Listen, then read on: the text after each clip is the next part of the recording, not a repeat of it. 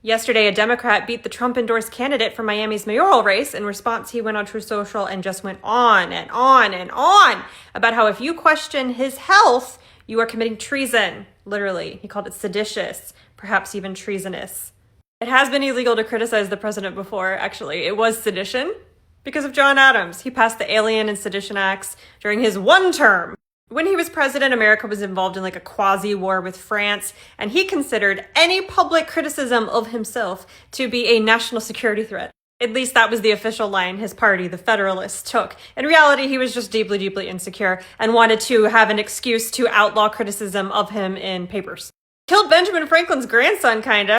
Franklin's grandson, also named Benjamin Franklin Bache, was the editor of the Aurora, an opposition newspaper. I say newspaper it was TMZ-ish. So if TMZ was entirely focused on criticizing Donald Trump and spreading rumors about Ted Cruz, imagine something like that. He was arrested for seditious libel for criticizing the Adams administration. Before the ink was even dry on the legislation, he was arrested.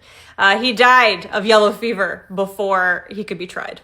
Federalists also had Matthew Lyon arrested, a member of Congress from Vermont and a member of the opposition party, Thomas Jefferson's party. He was arrested by the Adams administration for saying that John Adams had an unbounded thirst for ridiculous pomp, which was true. He was put in jail, and he ran for re-election from jail and won.